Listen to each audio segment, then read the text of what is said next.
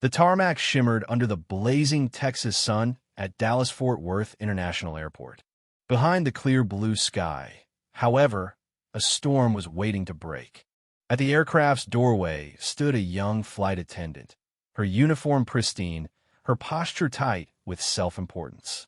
She wore her authority like armor, scanning each approaching passenger with the wary eye of a guard at a fortress gate. 3 children triplets, no less, approached with wide grins and neatly pressed outfits. They were just shy of their 12th birthday, backpacks slung over their shoulders, bubbling with excitement. They had no idea that within an hour, the woman meant to ensure their safety would reduce them to objects of humiliation, suspicion, and spectacle. Their names were Carter, Caleb, and Camila Thomas. Though born just minutes apart, they couldn't have been more different in personality. Carter was the quiet observer, his favorite film camera dangling from his neck. He loved freezing time in photographs. Caleb walked slightly behind, nose buried in a thick fantasy novel. He was drawn to other worlds, the kind where dragons flew and justice prevailed. Camila, lively and musical, practically danced with every step, composing tunes in her head as she went. Their father, Lionel Thomas, wasn't with them that morning. A renowned business mogul in the luxury real estate industry, he was already in Los Angeles for a major conference. The triplets would be meeting him there. In his place was their nanny, Evelyn Monroe, a woman in her 50s who had been a constant in their lives since infancy. She'd shepherded them through TSA, double-checked their boarding passes, and led them to gate C-37 with the practiced ease of a seasoned traveler. As the children waited near the gate, Evelyn stepped away to grab a quick breakfast. She wasn't concerned. She knew them to be responsible and alert. But from the moment they approached the boarding line, the trouble began. The flight attendant, whose name tag read Lindsay, eyed them with barely concealed skepticism. Though minors traveling with a guardian, the trio had the confidence of kids raised to be independent. That confidence, coupled with their matching backpacks and composed demeanor, seemed to irritate Lindsay more than reassure her. "Which one of you is the oldest?" she snapped, peering down at them. "We're triplets," Camila said with a bright smile. "We're all the same age." Lindsay's lips thinned into a grim line. She didn't return the smile. When Evelyn returned moments later, bag of breakfast in hand, Lindsay pounced. "Are you responsible for them?" she asked curtly. "Yes," Evelyn replied, offering the boarding passes. "We're all seated in row 14.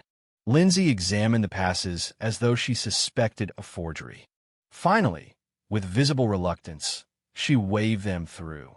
Once on board, the triplets settled in eagerly.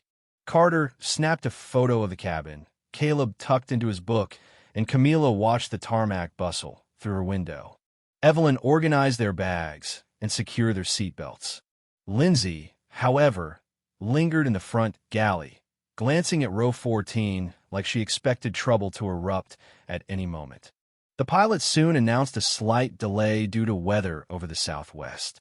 While passengers sighed or checked their phones, the triplets entertained themselves with hushed conversation. Carter hoped to visit the Griffith Observatory. Caleb talked about bookstores. Camila was dreaming of Disneyland. To anyone else, they were just kids excited about travel. But to Lindsay, their very presence felt disruptive. 30 minutes into the delay, a few passengers fidgeted, but the Thomas triplets remained calm. They sipped water, whispered jokes, and stayed seated. Lindsay, however, made several unnecessary passes down the aisle, pausing by their row each time. When turbulence forced the crew to suspend beverage service, Evelyn opened her purse and handed each child a ginger chew. Carter made a face but swallowed his quickly with a sip of water. That's when Lindsay struck. "Ma'am, you need to close that bag and store it completely," she barked.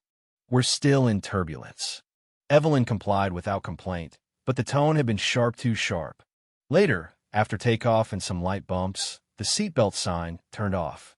The crew resumed service, and Lindsay distributed drinks, placing orange juice on the tray tables in row 14 without so much as a glance at the children. A moment later, Camila's cup tipped slightly, splashing a bit of juice onto the floor. Evelyn reached for napkins, but Lindsay was already there. "This is exactly what I warned about," she said through gritted teeth. "If your children can't handle drinks, we'll have to reconsider." "It was just a spill," Evelyn replied calmly. "She didn't mean. I'll have someone clean it. Just try not to make any more messes." Camila's cheeks burned with shame. The rest of the flight wore on with a palpable tension. Lindsay kept finding small reasons to hover near their row. When Camila felt queasy from turbulence and timidly pressed the call button to ask for ginger ale, Lindsay responded like she'd asked to pilot the plane. "Wait until service resumes." "She's feeling sick," Evelyn interjected. "We have procedures," Lindsay interrupted coldly. "If everyone pushed the call button for ginger ale, we'd never get anywhere on time." That was the moment another flight attendant took notice. Her name was Maria.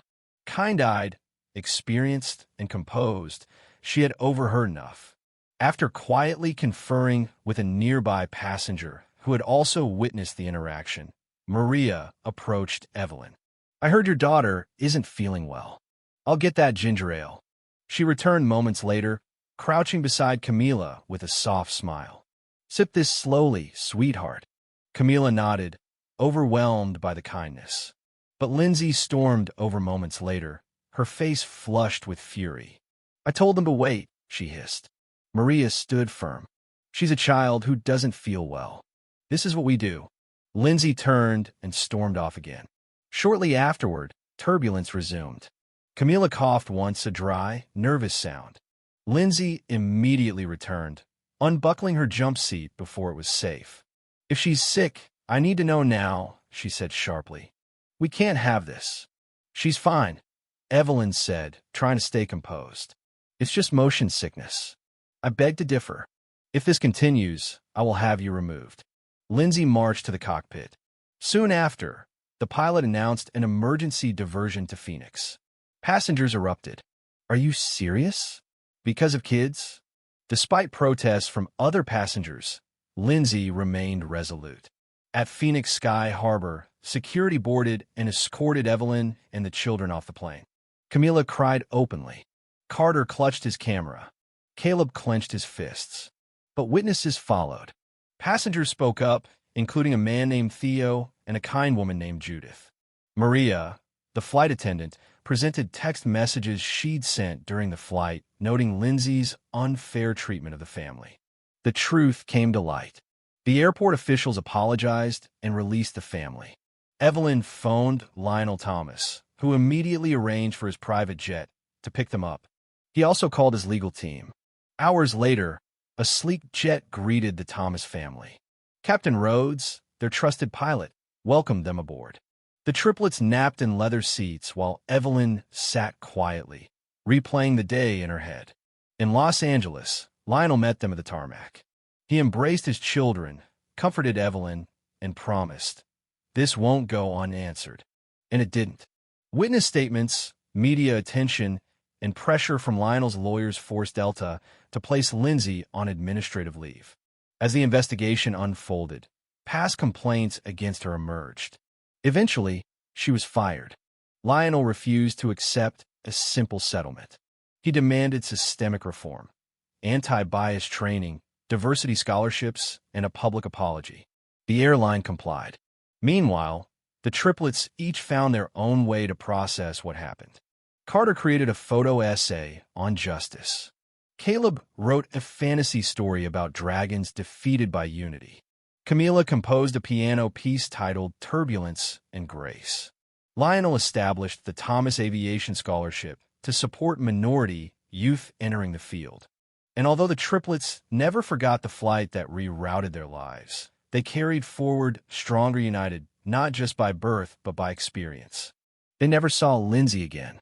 But weeks later, at a Dallas coffee shop, Camila spotted a frail, unkempt woman clutching a budget suitcase Lindsay, stripped of her old confidence. She fled the line when she saw them. They said nothing, because some storms pass without words. And sometimes, the quiet aftermath speaks loudest. Their story became a beacon, proof that injustice can be met with truth, that cruelty can be exposed, that resilience, compassion, and dignity remain our most powerful tools in turbulent skies.